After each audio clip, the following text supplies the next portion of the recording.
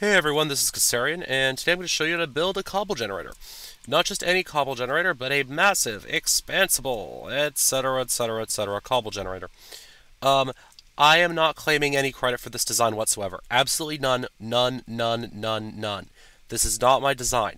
This is actually Eloraam's design. So I hope to God she isn't ticked at me for putting this on YouTube. Otherwise, I may not be ever allowed to play Red Power 2 ever again. So what this is everyone's seen the cobble generator. It's like a V, right? Where you have this V, and there's this. Your water would be up here, and your lava up here, and you have a block up here, and they mix over here, and you have your block breaker down here. I had actually never thought to put it in line like this, with the block breaker itself separating. So here we go. I actually saw this on Direwolf 20's SMP Let's Play on Pahicraft Season 2, and I really liked it. It was really useful, really innovative, and I wanted to build it and make a couple tweaks. So the first way you start with is you put this line of block breakers right down the middle. And I actually find it's convenient to have them all facing up, and I'll show you why in a minute. It just kind of makes things a little bit easier for you. So here I go, putting all my block breakers in. And then you just need to take your sonic screwdriver and just flip them all over. Yep, just flip them all over, just like this. And And we're flipping, and we're flipping, and we're flipping, and we're flipping.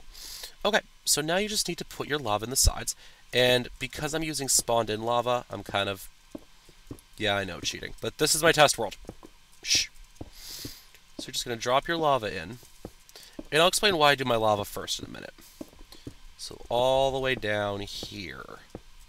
Just like that. And you can see quickly we have lava over there as well.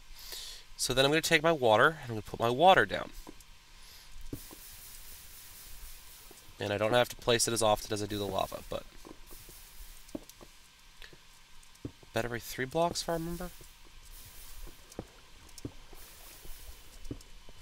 Now, if you notice, I have this lovely layer of cobble underneath right now.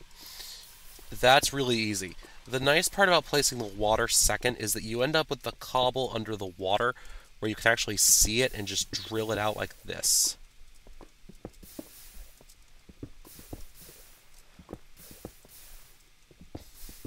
And by the way, this design is inherently stable. Once it's set up like this, I've never had it screw up where you end up with the, there we go. I've never had it screw up where you actually end up with the cobble in the area where I'm now standing. So you can see there's this nice cobble separation layer right in there. Okay, now here's what you're going to do. You're going to get some redstone pneumatic tubing. And you're going to get some stone covers. Now, you don't need stone covers. Well, you know what? I'll use marble brick. Marble brick covers. Okay. And now you're just going to put your redstone pneumatic tubing all the way down along the line like this. See? All the way like this. And now every third, you're going to put down your cover. And I'll show you why in a second. And I've heard that this works for its intended purpose, but I'm not a server admin, so I can't actually tell you either way. If you wanted to make it pretty, I guess you could put another panel over here to make it symmetrical.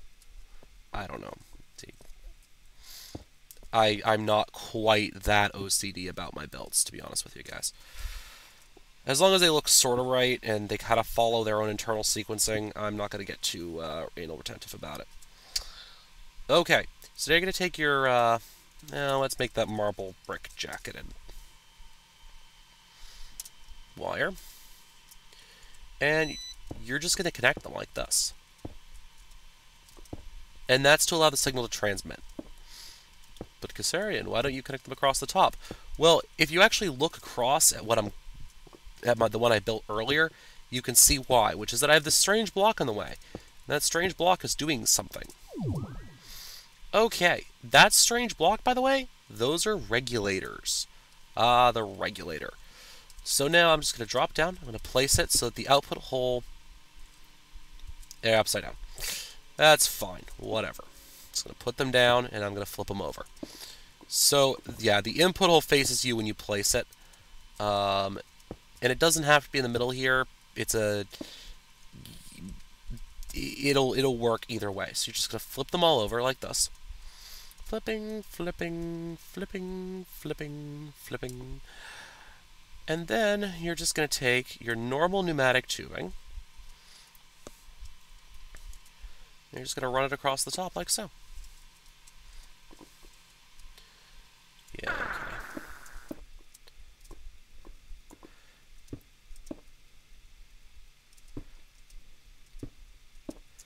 And as you can see, I'm just running across the top.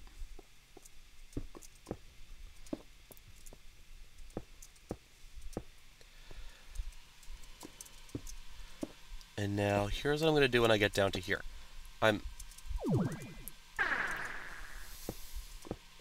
By the way, you can also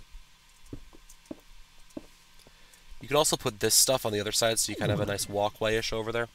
That works too. Okay, so now this is hooked up. Now, what are these strange regulator things for? Let me clear out my inventory. And yeah, if you're watching this, I just did my power transfer video. That's why I have random junk in my inventory. So let me get some stacks of cobblestone. I'll show you guys. So what you're going to do is you're going to put cobblestone in this part of that part of the interface right there. And what that's basically saying to it is, collect that much cobblestone before you push it out into the line. So now if you guys are looking at this, you can probably understand why I'm setting it up this way. What this means is that this device will only pulse, the items being generated will be collected in the retrievers and then sent out as a stack of 64, which supposedly reduces server lag. I can tell you, when this thing fires up, my laptop does not like me in the least. And that's without fraps going. Okay, so now this is set up. And what I'm going to do is I'm actually going to tie this system...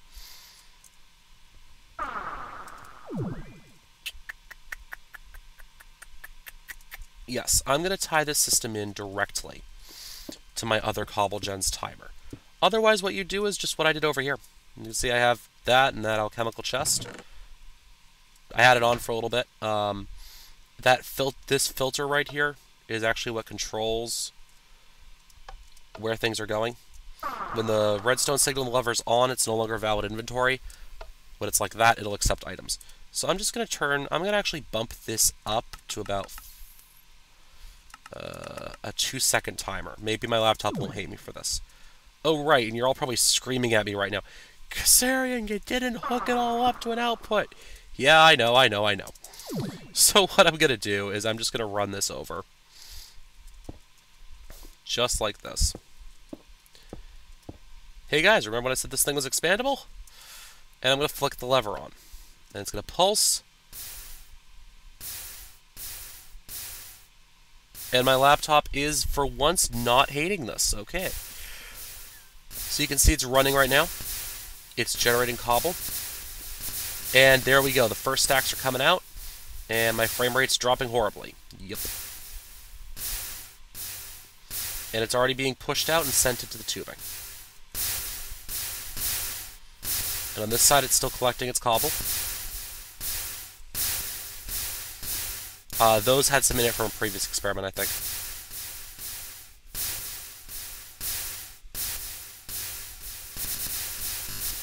Yep, and there it goes. There goes the other side, sending out its cobble as well. So that is an expandable cobblestone generator.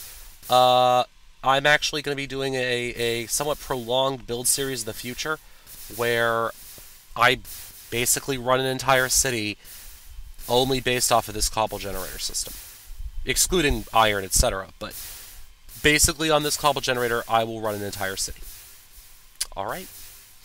Okay, guys, this has been Kasarian with another tutorial video. I'll see y'all around. This is Kassarian signing off.